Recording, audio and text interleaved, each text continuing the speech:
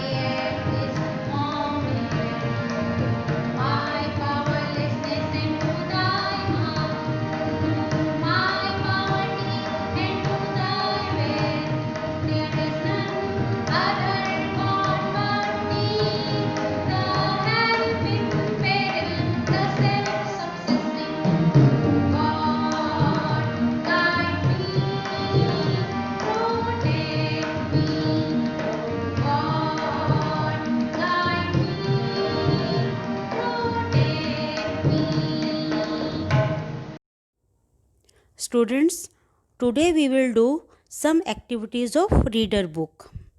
This is the first activity. This activity is on page 13 of your reader book. In this activity, you will write your own poem on any subject using this pattern. यहाँ पे बेटे एक pattern दिया हुआ है, आपने इस pattern के ऊपर जो है अपनी एक पोएम लिखनी है इस पैटर्न को यूज़ करते हुए। अब इस पैटर्न में क्या है, first we will write down the title of the poem. हमने पोएम का टाइटल लिखना है, then description about the subject, then what is the subject doing, then saying more about the subject. अब हम इसको समझेंगे। First you will write title of the poem. आपको बेटे जब भी कोई पोएम लिखनी होती है तो सबसे पहले हमें ये पता होना चाहिए कि हमने पोएम किस चीज़ के ऊपर लिखनी है, उसका थीम क्या है, उसके लिए क्या आइडिया है, और वो इंटरेस्टिंग होना चाहिए। तो फर्स्ट आपको ये पता होना चाहिए कि मेरी पोएम का आइडिया क्या है, वो किस थीम के ऊपर बेस्ड है। उसके बाद सपोज़ अब हम एक एग्जाम्पल ले लेते हैं। सपोज़ आप एक ओल्ड लेडी के बारे में पोएम लिखना चाहते हैं। सो title of the poem is an old lady. ठीक है, अब आपको क्लियर होगा कि हम किसके बारे में लिखना चाह रहे हैं। हम एक ओल्ड लेडी के बारे में पोएम लिखना चाह रहे हैं। Then we will describe the subject. अब यहाँ पे सब्जेक्ट क्या है, यहाँ पे ओल्ड लेडी सब्जेक्ट है। अब हमें उस सब्जेक्ट के बारे में जिसके बारे में हम पोएम लिख रहे हैं उसको हमने डिस्क्राइब करना है। वो कैसा दिखता है, उसकी क्या हैबिट्स हैं, वो सभी हमने जो है इस जो भी हम पोएम लिखते हैं हमने उसमें बताना है। Then you will write what is the subject doing. अब उसके बाद आप ये लिखेंगे कि जो सब्जेक्ट है या जो पर्सन जिसके बारे में आप पोएम लिख रहे हैं वो क्या कर रहा है। In this poem what is subject doing. अब जो मैंने आपको ये पोएम दिखाई है इसमें सब्जेक्ट मीन्स ओल्ड लेडी क्या कर रही है। She dribbles her food and makes no reply. आपने उसकी इन्फॉर्मेशन दी है कि वो क्या कर रही है इसमें। Then you will write more about the subject. अब आप उस पर्सन के बारे में जिसके बारे में आप पोएम लिख रहे हैं आप उसके बारे में और इन्फॉर्मेशन देंगे। जितनी ज़्यादा आप इन्फॉर्मेशन दे सकते हैं आप वैसी इन्फॉर्मेशन देंगे। इस तरह आप अपनी प्यारी सी पोएम लिखेंगे। Students, here is another activity. This activity is on page 20 of your reader book. This activity is based on good manners followed at home. Here are some good manners which you should follow at home. Number 1, greet your family. Greet your family members in the morning and evening. अगर बेटे आपके घर में कोई guest आता है, आपको उनको विश करना चाहिए. सुबह सुबह अपनी फैमिली मेम्बर्स को गुड मॉर्निंग बोलना चाहिए. ठीक है, आप करते हैं ना अपने फैमिली मेम्बर्स को greet. Very good. Next, knock on close doors.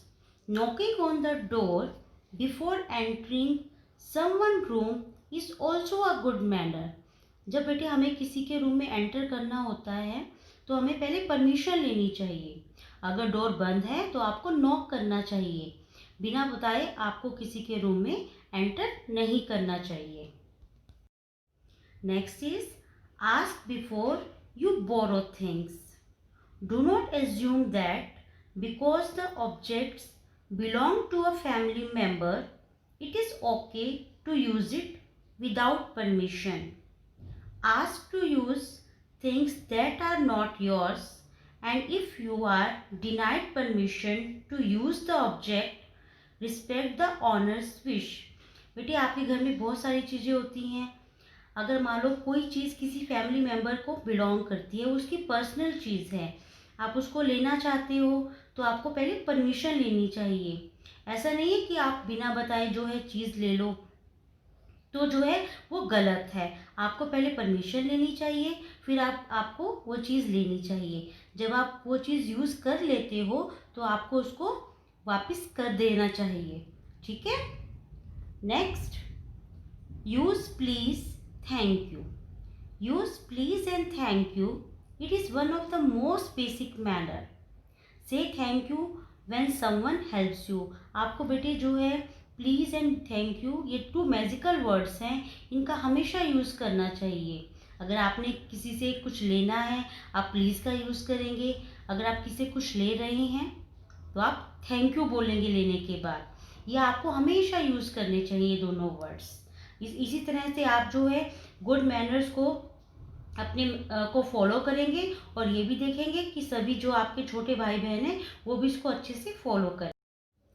Here is another interesting activity for you. In this activity we will decorate a box. This activity is on page 26 of your reader book. बेटी इसमें इस activity में आपने जो है आपके घर में जो भी कोई बॉक्स पड़ा हो, वेस्ट बॉक्स, आपने उसको डेकोरेट करना है. हम उससे जो है कुछ भी ऐसी चीज़ बना सकते हैं जिसका हम यूज़ कर सकते हैं. Now student, I will tell you how we can decorate the box. देखो बेटे मेरे पास एक ये बॉक्स था, मैंने इसको येलो टेप से इसको मैंने सारे में इसको कवर कर दिया इस वे में. ठीक है, हमारा बॉक्स ये देखो तैयार हो गया ना. अब हमने इसको डेकोरेट करना है. डेकोरेशन के लिए हमें क्या चाहिए होगा, हमें कुछ डेकोरेटिव मटेरियल चाहिए होगा. जो मेरे पास ये कुछ घर में अवेलेबल थे मैं इनको यूज़ करूँगी. और हमें क्या चाहिए होगा, हमें फेविकॉल चाहिए होगा. So let's start. आपके पास जो भी कोई टेप हो आप उस टेप की हेल्प ले सकते हो. ठीक है, या जो भी आपके पास डेकोरेटिव मटेरियल अवेलेबल होता है आप उसकी हेल्प से जो है ये डेकोरेशन कंप्लीट कर सकते हो. देखो इस वे में मैंने यहाँ देखो फेविकॉल लगाया. हमें यहाँ से कलर्ड ये देखिए इसके ऊपर मैं यहाँ पे पेस्ट कर दूंगी इन दिस वे. ऐसे आपके पास बेटे कुछ हमारे घर में मटेरियल पड़े होते हैं, उनकी हेल्प से जो है उसको डेकोरेट कर सकते हैं. मैं आपको कुछ पोर्शन डेकोरेट करके दिखाऊंगी. अब वैसे जो है इस बॉक्स को घर में कोई वेस्ट बॉक्स पड़ा होगा ना, अब उसको यूज करके आप उसे ब्यूटीफुल बनाएंगे.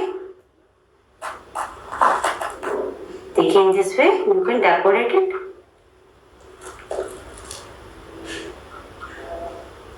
है ना, देखो कितना नीचे ये लगना शुरू हो गया है. इस वे में हम इस सारे एरिया को कवर करेंगे. हमने पहले ये वाला एरिया कवर किया, अब इसके साइड वाला ये वाला एरिया कवर करेंगे. क्योंकि मेरी टेप्स जो है येलो कलर की मैंने टेपिंग की हुई है तो मैं इसके ऊपर मैक्सिमम जो है ग्रीन कलर लगाने की कोशिश करूंगी. ग्रीन, ब्लू, तो जो आपके पास अवेलेबल हो आप उसके अकॉर्डिंग इस काम को कर सकते हैं। देखिए यहाँ तो मैंने येलो लगा दिया, नो प्रॉब्लम। मैं इसको ब्लू से रिप्लेस करूंगी इसको। दिस वन ऑल्सो, जो कितना ब्यूटीफुल लग रहा है ना बेटे। ऐसे ही बेटे आपने इस सारे को जो आपके घर में डेकोरेटिव मटेरियल हो उससे जो है आप इसका यूज कर सकते हैं। देखो कितना ब्यूटीफुल बन गया है। हमने दो साइड से इसको ऐसे किया है। और अब आप इस बॉक्स को कैसे यूज कर सकते हैं, आप इसका पेन स्टैंड बना सकते हो भैया, और आप इसको अपने टेबल पे रख सकते हो तो आपकी टेबल बहुत ब्यूटीफुल लगेगी। अब आपने इसको बनाना है। Let us learn some vocabulary words. Today's alphabet is E. Explain. EXPLAIN. Explain means समझाना. I will explain it again. Next, ease. EASE. Ease. Ease means absence of difficulty. Means आराम. I don't feel at ease here. Next one, effect.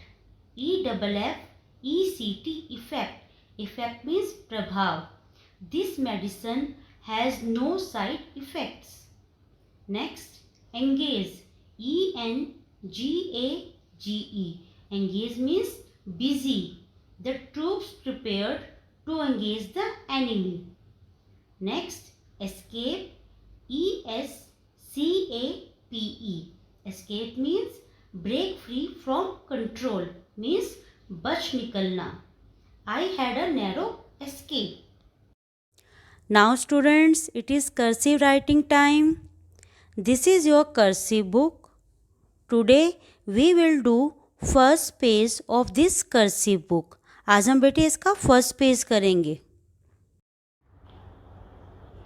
Student ये आपका cursive writing का first page है।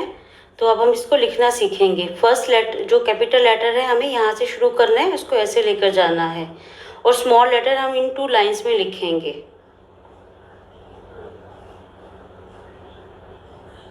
तो complete करने के बाद हमने डॉट लगाना है आई का। Plant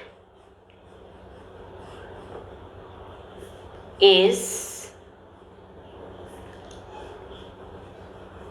regarded. जब बेटे हम सेंटेंस जो वर्ड कंप्लीट कर लेते हैं ना, हमें उसके बाद जो है अपनी पेंसिल को हटाना है। In this way you will complete this page. Students, spread happiness everywhere. Take care. Thank you.